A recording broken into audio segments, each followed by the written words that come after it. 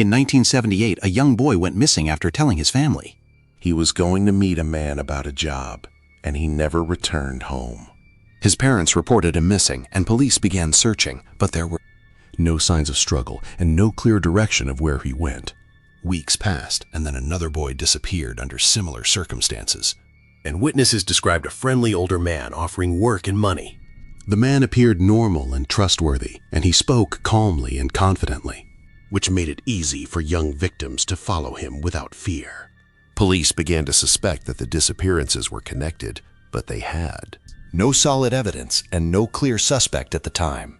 More victims disappeared over the following months, and each case shared the same pattern, which made investigators believe they were dealing with a serial offender. The victims were all young, and many of them had last been seen getting into a car or speaking with a man who seemed friendly and non-threatening. The case grew larger, and fear spread across the community. As families warned their children to stay away from strangers, investigators started to look deeper into local residents who had access to young workers, and one name eventually came up multiple times. John Wayne Gacy was a contractor who hired young men for construction work. And he was known in the community as someone helpful and active during the early 1970s. He even performed as a clown at events, which made him seem harmless and well-known among families. But behind that public image, something darker was happening. Victims who entered his home were not seen again. And no one suspected that the danger was coming from someone so close to the community. Police received a report from a young man who claimed he had escaped from Gacy in 1977 and described being restrained and threatened inside the house. This report raised serious concern, and investigators began watching Gacy more closely. They followed his movements and noted unusual behavior, but they still needed evidence to act. As they continued surveillance, more missing persons reports connected back to him. Through witness statements and timelines, the pressure increased and police prepared to search his home.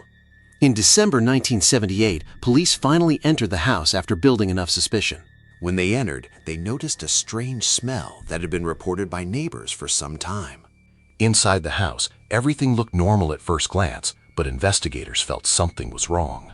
They began searching more carefully and discovered items that did not match his explanations, clothing that did not belong to him, personal items that could not be explained, and signs that someone else had been inside.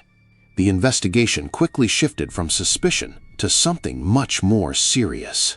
Police returned with a full search warrant in December 1978 and began digging deeper into the property, including the space beneath the house.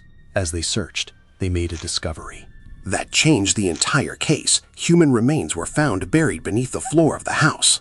One body, then another, and then more as the search continued. The number of victims increased rapidly, and investigators realized they were dealing with one of the most disturbing cases in history.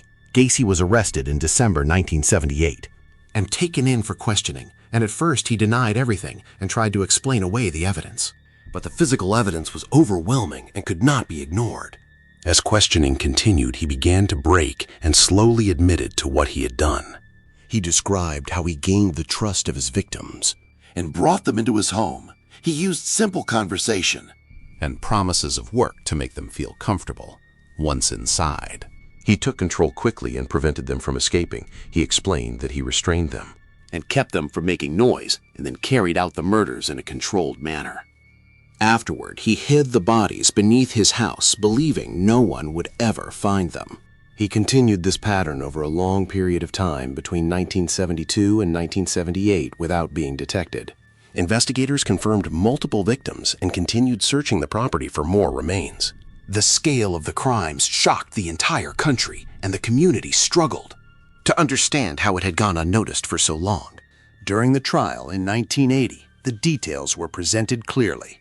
In each piece of evidence connected directly to him, witnesses testified, and investigators explained how the pattern had developed over time.